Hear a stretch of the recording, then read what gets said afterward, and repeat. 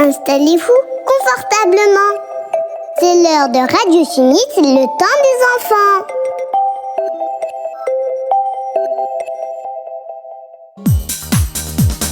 هذا وقت للأطفال فيه المتعة للأجيال سيكلمكم يا خلة من بعد صفية عثمان وهما اثنان وصديقا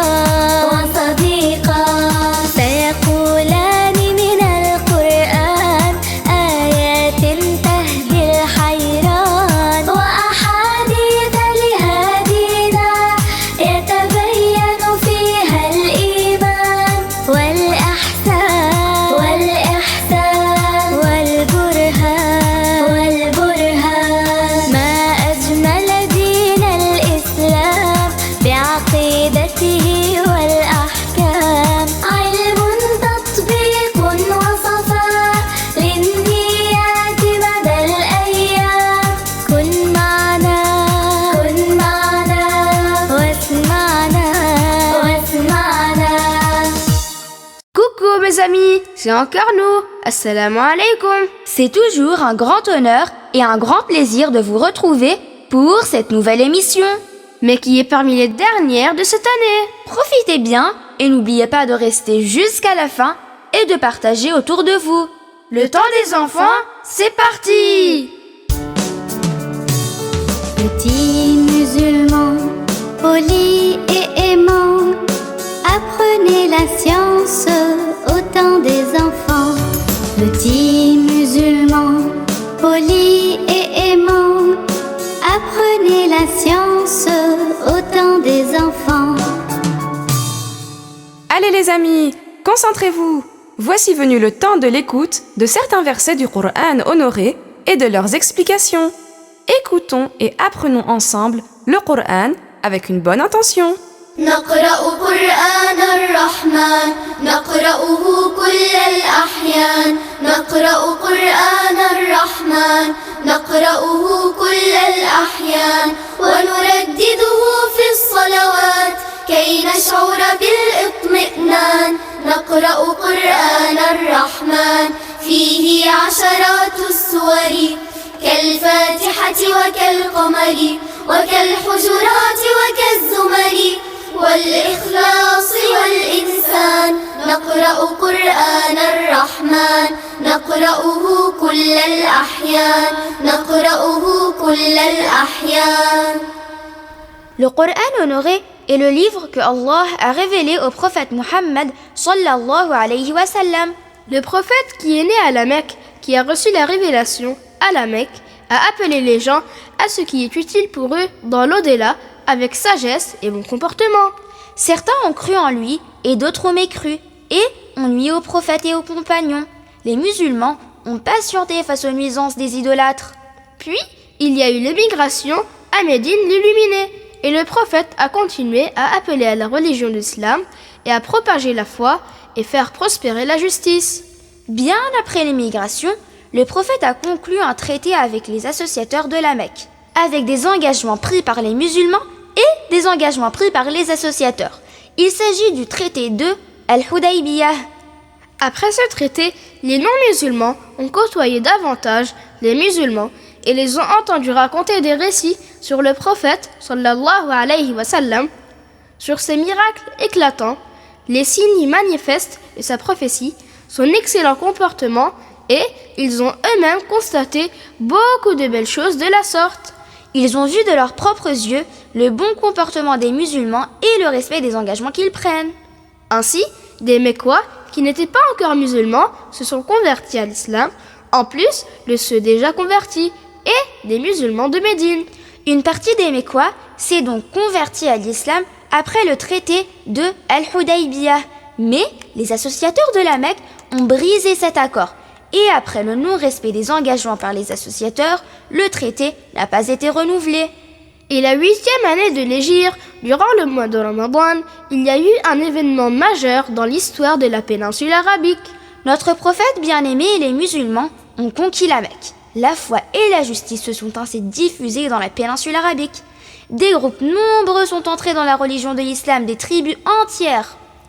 Dans l'histoire de ce grand événement, on rapporte que le messager, sallallahu alayhi wa sallam, a dit aux compagnons Khalid ibn al-Walid et un groupe avec lui d'entrer à la Mecque et lui a ordonné de ne pas combattre, sauf pour se défendre contre quelqu'un qui les attaquerait.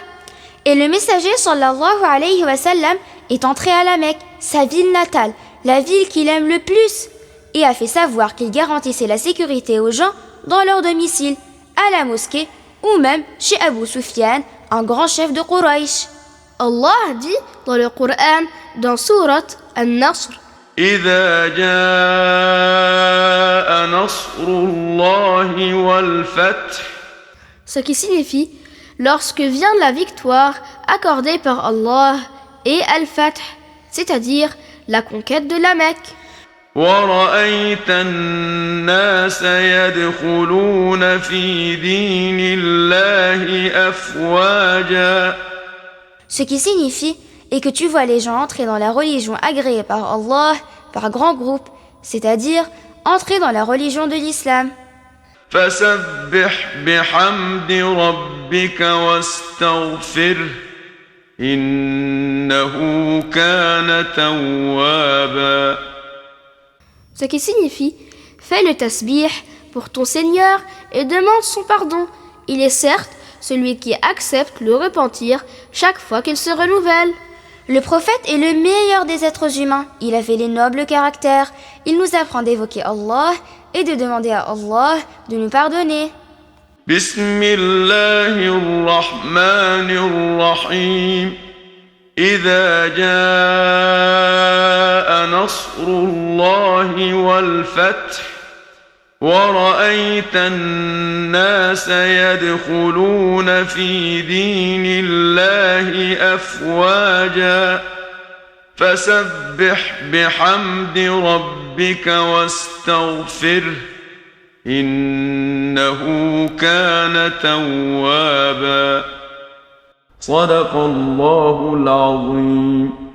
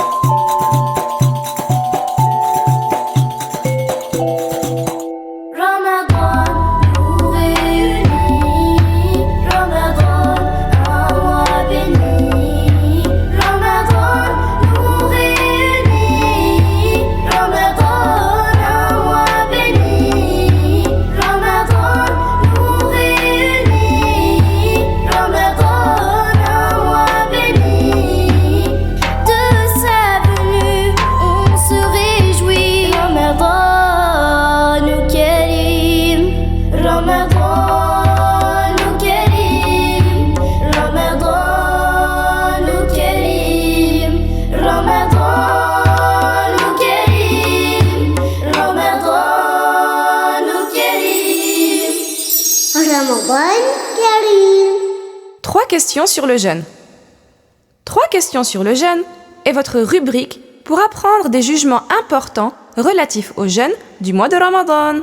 Bienvenue dans cette rubrique de questions-réponses concernant le jeûne du mois de Ramadan. Le prophète, sallallahu alayhi wa sallam, était le meilleur des gens, le plus courageux des gens et le plus généreux des gens. Question 1. Durant quel mois en particulier sa générosité augmentait? Facile, durant le meilleur des mois, sa générosité, sallallahu alayhi wa sallam, se démultipliait et augmentait durant le mois de Ramadan. Oui, et ce, pour différentes raisons. En effet, le mois de Ramadan est une saison pour les actes de bien. Les grâces de Dieu envers ses esclaves augmentent durant ce mois. Aussi, les aumônes données durant le mois de Ramadan sont meilleures que celles données dans d'autres mois.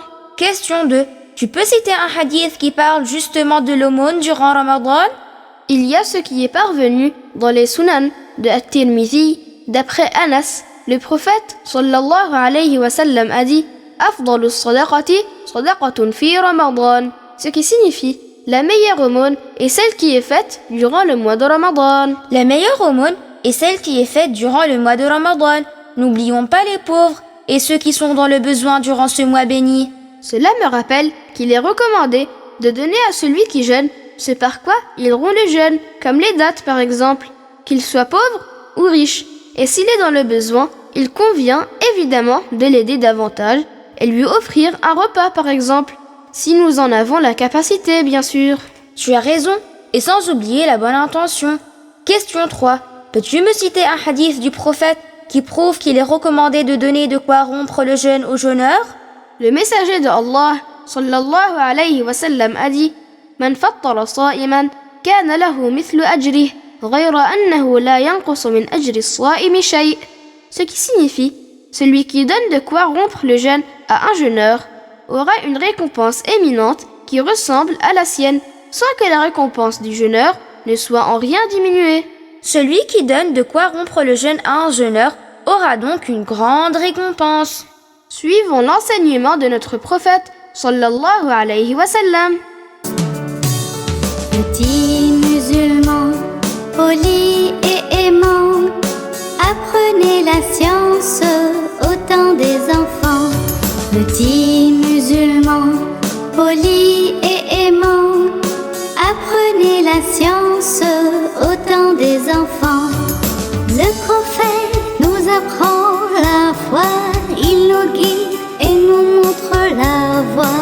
Le prophète nous apprend la foi, il nous guide et nous montre la voie. Il nous guide et nous montre la voie.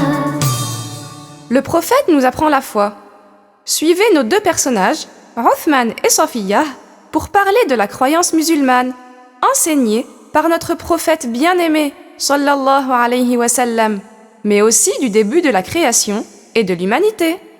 La dernière fois, on avait parlé de la première communauté humaine sur Terre, la descendance de notre maître Adam. Notre maître Adam, qui était un prophète, le premier prophète.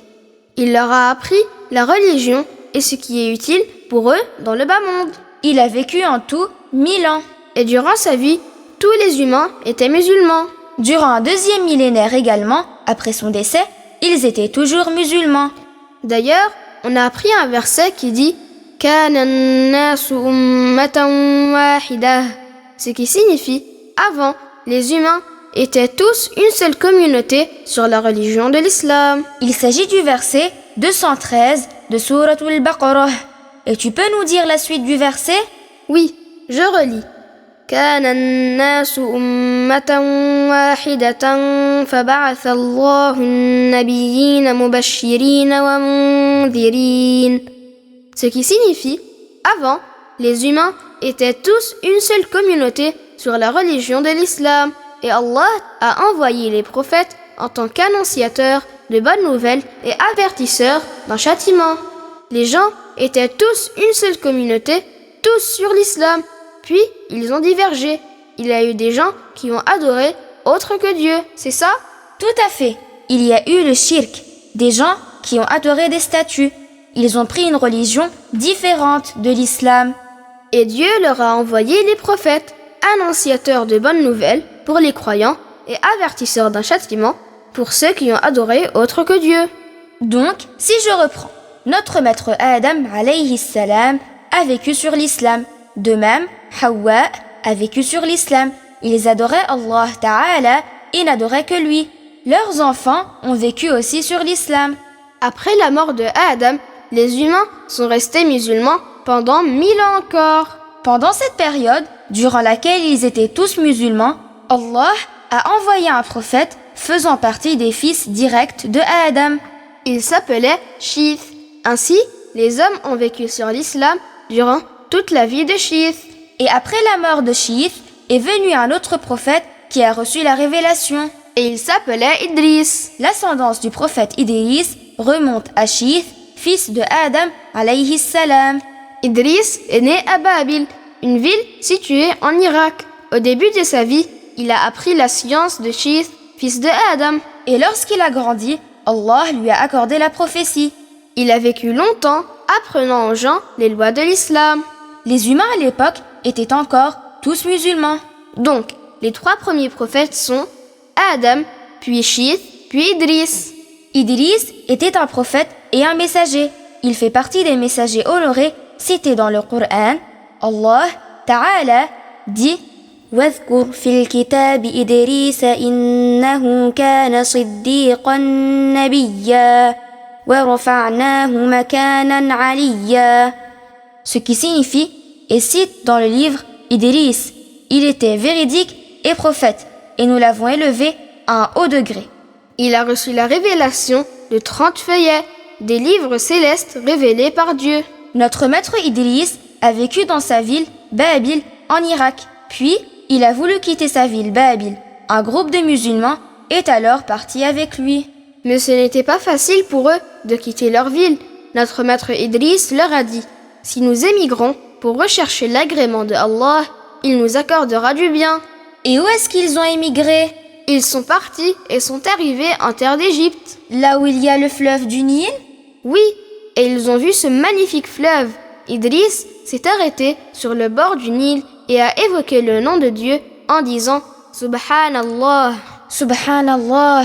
Ainsi, il a vécu en Égypte en apprenant aux gens la religion de l'islam, la croyance, la pratique et le bon comportement. Par exemple, il a ordonné aux gens d'accomplir la prière, le jeûne, et il a interdit de consommer les boissons enivrantes. J'ai une question, Othman. Est-ce qu'à son époque, les humains parlaient tous la même langue?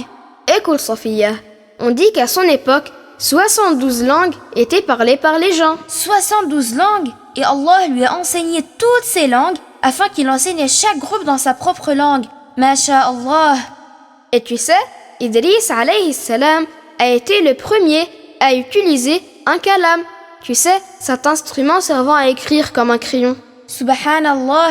Et il a même été le premier à indiquer à son peuple les règles de l'urbanisme. L'urbanisme, les règles d'organisation des villes. Oui, ainsi, chaque groupe parmi les communautés a édifié des villes sur sa terre. Et il y a eu combien de villes déjà durant sa vie? À son époque, 88 villes ont été construites. Et il était connu pour sa sagesse. Oui, d'ailleurs, parmi ses sagesses, il y a sa parole As-sabru ma'al imani yurithu adh-dhafar, ce qui signifie la patience jointe à la foi mène à la réussite, c'est-à-dire à la réussite dans cette vie et au salut dans l'au-delà. Je leur ai dit, à moi, le prophète Idriss alayhi salam a dit As-sabru ma'al imani yurithu adh-dhafar, ce qui signifie la patience jointe à la foi mène à la réussite. Ensemble, le prophète Idriss alayhi salam a dit As-sabru ma'al imani yurithu adh-dhafar, ce qui signifie la patience jointe à la foi mène à la réussite.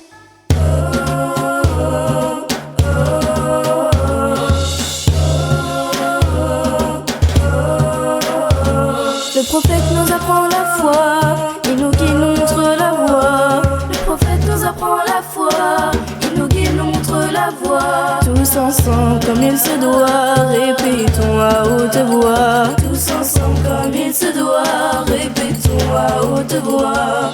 Dieu est unique, il existe sans endroit. Mohammed est un modèle pour toi, pour moi. Dieu est unique, il existe sans endroit. Mohammed est un modèle pour toi, pour moi. Petits musulmans, polis et aimants, apprenez la science au temps des enfants. Petits musulmans, polis et aimants, apprenez la science au temps des enfants. Au comportement d'excellence, Taha a appelé. Par ses gestes et ses paroles, il nous a éduqués. Au comportement d'excellence, Taha a appelé. Par ses gestes et ses paroles, il nous a éduqués. Préserve ta langue. Préserve ta langue est une rubrique qui nous rappelle l'importance de réfléchir avant de parler. Elle est tirée de l'enseignement de notre prophète bien-aimé, sallallahu alayhi wa sallam, lui qui nous apprend l'excellent comportement. Précédemment, dans notre rubrique Préserve ta langue, nous avons parlé de l'importance d'utiliser nos langues dans le bien. En particulier, comme pour faire des invocations en faveur de nos parents, en disant par exemple « Rabbi irham waliday, Rabbi ighfir lahuma » dans le sens que Dieu accorde sa miséricorde et son pardon à mes parents. Sophia, c'est le Coran même qui nous apprend à faire des invocations en faveur de nos parents. D'ailleurs, Othman, il convient aussi d'utiliser nos langues pour lire et réciter le Coran, après un apprentissage préalable bien sûr auprès d'enseignants, afin que la récitation soit correcte et qu'on obtienne des récompenses. Le prophète sallallahu alayhi wa sallam a dit « Khayrukum man ta'allama al-Qur'ana wa 'allamah » ce qui signifie « font partie des meilleurs d'entre vous, ceux qui apprennent le Coran et qui l'enseignent ». Il s'agit du livre céleste que Dieu a révélé à son prophète Muhammad sallallahu alayhi wa sallam. Il comporte 114 sourahs en 30 juz. Chaque sourah comporte plusieurs versets, plusieurs ayahs. Nous aimons le Coran honoré et nous aimons la langue arabe, la langue du Coran. Le prophète sallallahu alayhi wa sallam a dit أحب العرب لثلاث لأني عربي والقرآن عربي وكلام أهل الجنة عربي. Ce qui signifie aimer les Arabes pour 3 raisons. Parce que je suis arabe, parce que le Coran est en arabe et parce que la langue des gens du paradis est l'arabe. Nous aimons le Coran et nous aimons apprendre le Coran. Nous aimons l'écouter et nous aimons le réciter. Nous aimons également apprendre et réciter les paroles prophétiques et la science de la religion. Le messager de Dieu, sallallahu alayhi wa sallam, a dit à Abu Dhar, que Dieu l'agrée: Ya Aba Dhar, لأن تغدو فتتعلم آية من كتاب الله خير لك من أن تصلي 100 ركعة ولأن تغدو فتتعلم بابا من العلم خير لك من أن تصلي 1000 ركعة. Ce qui signifie, ô Abu Dhar, que tu ailles apprendre un verset du Coran vaut mieux pour toi que d'accomplir 100 rak'ah surérogatoires. Et que tu ailles apprendre un chapitre de la science de la religion vaut mieux pour toi que d'accomplir 1000 rak'ah surérogatoires. Il ne convient pas aux musulmans de délaisser l'apprentissage de la religion ni la récitation du Coran. Et s'ils n'ont pas encore appris comment réciter, ils écoutent et regardent les versets du livre sacré avec leurs yeux, avec une bonne intention. Ils auront des récompenses. Mais ne le délaissons jamais, il est une source de lumière et de bénédiction. Que Dieu nous accorde d'apprendre le Coran, de le mémoriser, de le comprendre correctement et de l'enseigner. Amin ya Rabbal Alamin. Au comportement d'excellence toi appelé, par ses gestes et ses paroles, il nous a éduqués. Obéir à nos parents, mais nos degrés, patience, bienfaisance et sincérité. Me dire que du bien seulement la vérité, aimer pour autrui le bien, pas de vanité. Profitons de la chance que Dieu nous a accordée. Œuvrons chaque jour afin d'être récompensés. Petits musulmans, polis et aimants, apprenez la science au temps des enfants. Petits musulmans, polis et aimants, apprenez la science au temps des enfants. Par des choses très étonnantes, extraordinaires, Dieu a appuyé Taha par des preuves claires. Par des choses très étonnantes, extraordinaires, Dieu a appuyé Taha par des preuves claires. Des miracles extraordinaires. Écoutez ces jolies histoires qui parlent des miracles de notre prophète bien-aimé sallallahu alayhi wa sallam. Le chameau et l'oiseau se plaignent. Bismillah walhamdulillah, wassalatu wassalamu ala rasulillah. L'imam Ahmad et Al-Bayhaqi ont rapporté avec une chaîne de transmission dont le degré est authentique, d'après Ya'la ibn Murrah al-Thaqafi, qu'il a dit: tandis que nous marchions avec le prophète, sallallahu alayhi wa sallam, un chameau est passé. Il portait un fardeau. Lorsque le chameau a vu le prophète, sallallahu alayhi wa sallam, il a émis un bruit et a posé son cou par terre. Le prophète, sallallahu alayhi wa sallam, s'est arrêté et a dit « Aïna sahibu hadha al-ba'ir » ce qui signifie « Où est le propriétaire de ce chameau ?» Alors qu'il était venu à lui, il lui a dit « Bi'ni » ce qui signifie « Vends-le-moi ».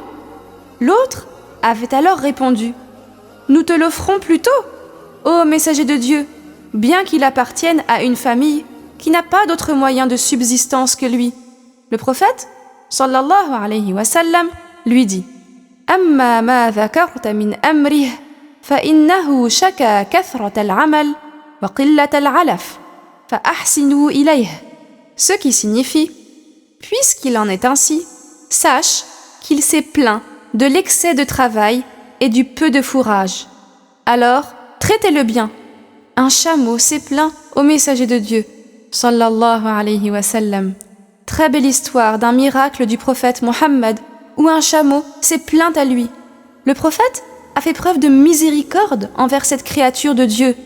Dans une seconde histoire, c'était un oiseau qui s'était plaint au messager de Dieu. Une hummarah, qui est un oiseau qui ressemble à l'alouette, s'était plainte de la perte de ses petits au prophète sallallahu alayhi wa sallam. Et il avait compris ce qu'elle disait. Alors, le prophète a dit aux compagnons qui les avaient récupérés « Ruddahuma rahmatallaha » ce qui signifie « Rends-les lui par miséricorde pour elle ». Subhanallah. Oui, vous avez bien entendu, notre bien-aimé prophète avait compris ce que la mère des oisillons lui avait dit. Le compagnon ramena les deux oisillons à l'endroit où il les avait trouvés, et ainsi, Al-Hummarah put retrouver ses deux petits.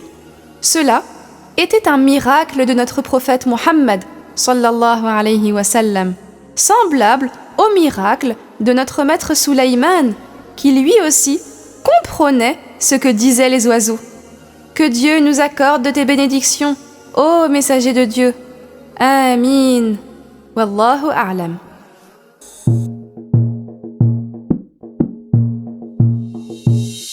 Par des choses étonnantes, extraordinaires, Dieu a appuyé Taha par des preuves claires, des miracles attestant qu'il est un prophète, envoyé de Dieu, véridique et honnête. De sa main honorée de l'eau a jailli, et la lune s'est fondue en deux vraies parties. Par nostalgie pour lui un tronc a gémi, et d'autres miracles qu'il a accomplis. Mes amis, nous sommes dans les derniers jours du mois béni. J'espère que vous avez bien profité de ce programme riche. Et à mon tour, je saisis l'occasion afin de vous remercier à vous tous pour vos encouragements et afin de remercier tous ceux qui nous ont aidés dans ce beau programme. Que Dieu les rétribue en bien. Et vous les amis, n'oubliez pas de participer au concours si ce n'est déjà fait. Le prophète, sallallahu alayhi wa sallam, était le meilleur des gens, le plus courageux des gens et le plus généreux des gens. Question du jour, durant quel mois en particulier sa générosité augmentait davantage? Je répète la question. Durant quel mois en particulier la générosité du prophète sallallahu alayhi wa sallam augmentait? Envoyez-nous la réponse avec vos noms, prénoms, âge et ville à l'adresse mail tenddesenfants@apbif.org.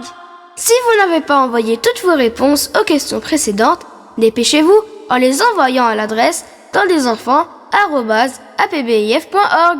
Un tirage sera organisé et les gagnants seront annoncés à la fin du mois béni.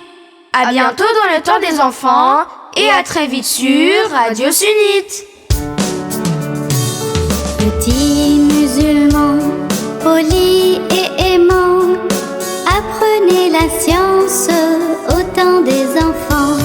Petits musulmans, polis et aimants, apprenez la science au temps des enfants. Petits musulmans, polis et aimants, apprenez la science au temps des enfants. Petits musulmans, ah non, le temps des enfants c'est déjà fini. Ouvrez-le encore, écoutez ce madih, puis répétez.